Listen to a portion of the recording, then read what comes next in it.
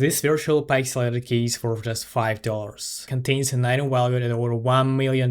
According to some sources, this particular item is valued at $2.5 million.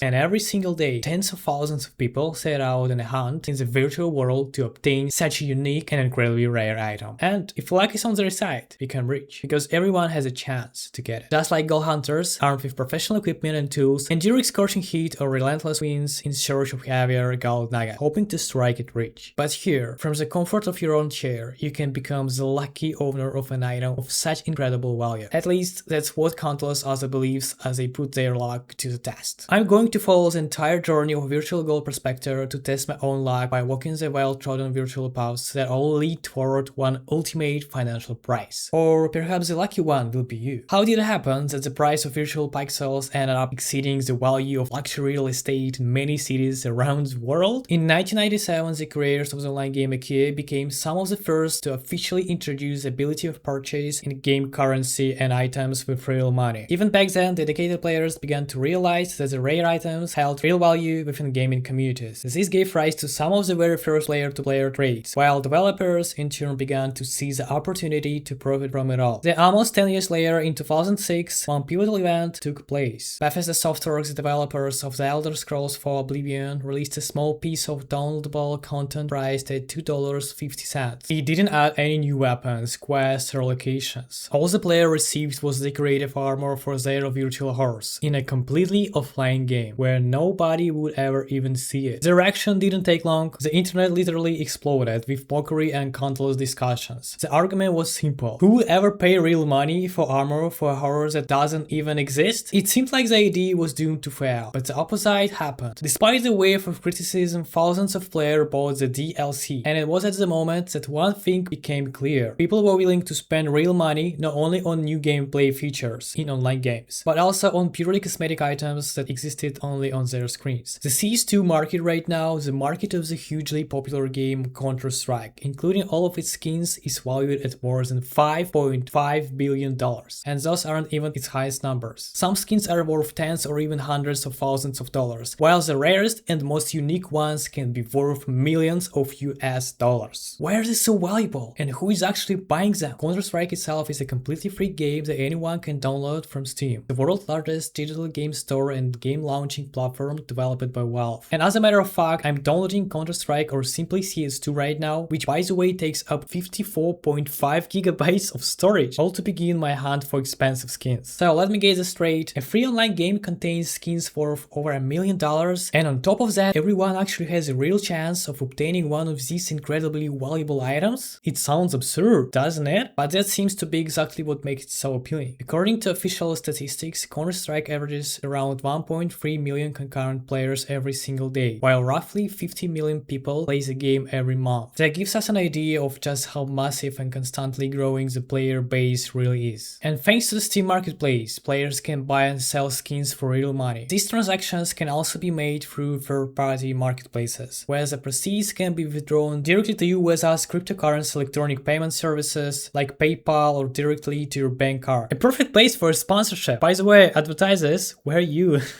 Anyway, the price of a skin is influenced by thousands of different factors, but several of them are the main reasons that ultimately determine how much your virtual item is worth in this pixelated world. For example, limited supply. If there are 5 million copies of a particular skin and more continue entering the market, that skin will naturally end up among the least valuable and may sell for just a few cents. But if there are only 500 copies available worldwide and it's no longer possible or extremely difficult to obtain more, its value increases dramatically. Take these weapon cases from 2013 or 2014, they no longer drop in the game, meaning the only way to get one is to buy it from someone who already owns it. Skins also have a float value represented by conditions such as factory new, minimal wear, field tested, well-worn, and battle scarred. Visually, this simply means that the factory new skin looks almost brand new, while well-worn or battle scarred skins show visible signs of wear. Of course, this doesn't affect gameplay in any way, but together with rarity and limited availability, it has a huge impact on the item's price. Beyond that, skins can also have different visual pattern variations based on the pattern seed, ranging from 0 to 999. For example, an AK-47 case hardened with pattern 661 is known as a Blue Gem. A Star Trek trademark Blue Gem pattern 661 has been valued at up to $1 million.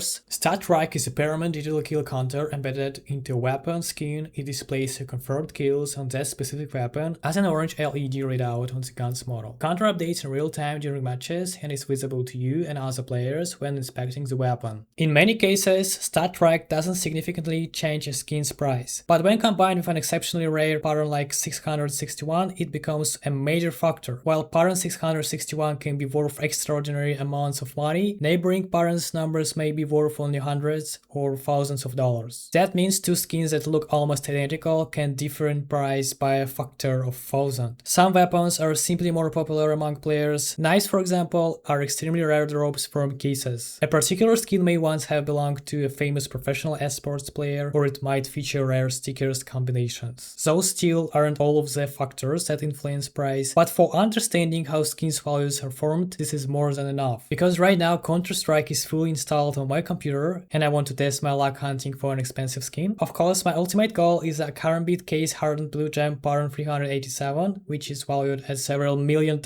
I currently have only $20 to buy the necessary case and key, and I'm really hoping that's going to be enough. So as it turns out, the item we are looking for can actually be obtained from 11 different cases. That makes me very happy. Let's see, let's go weapon case. Oh, whoa. More than $170. No. Maybe the second series? That's better. A little $30. What about the third series? Oh, I think that's exactly what I need. Wait, we're also going to need a key for the case, and that's another $2.50 on top. So nope, not gonna work. Spurs 2030 case, $69. No. What about winter? 25. Also no. Operation Bravo case, 87. Am I really not going to find one? Oh.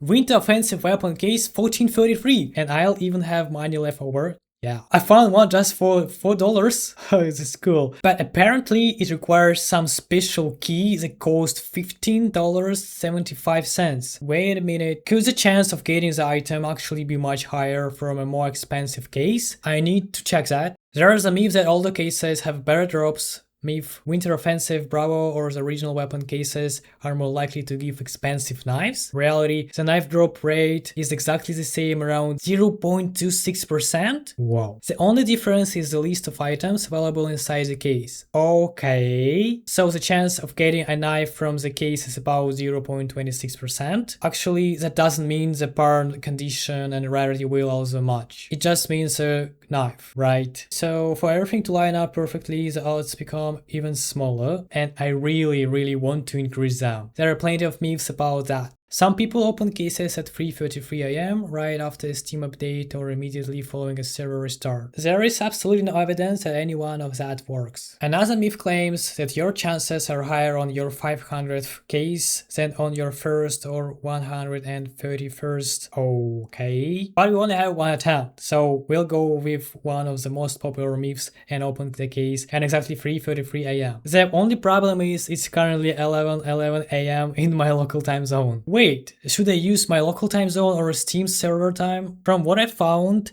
people generally use their own local time rather than Steam server time. Alright then, I'm buying the case and the key now, so that I'll be ready to open it right on schedule. Perfect, I have both the key and the case. I also discovered that you can use a regular $2.50 key to open the old case. The specialized key designed specifically for this case is no longer being issued, which is exactly why its price has become so high. Many people simply buy them as investments and hope to sell them later for a profit.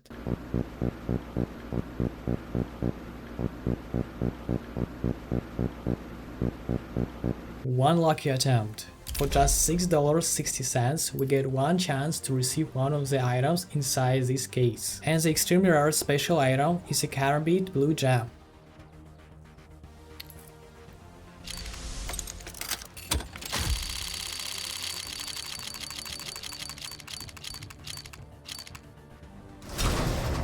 I felt a bit of excitement because of this case and interface and how it all works. As for me, I ended up with a not so popular skin for a not so popular weapon in field tested condition. You can clearly see visible signs of use, scratches and wear across the finish. It looks like I found a fairly inexpensive and accessible way to test my luck in the hunt for a karambit. And at the same time, put the myth to the test. If you've gone through the same journey, let me know in the comments what you managed to get from your cases. As for me, I walked away with 50 cents worth of drop, which means luck is somewhere nearby. Now I pass the challenge on to you. Don't forget to subscribe, leave a like, and I'll see you very soon, really. Bye.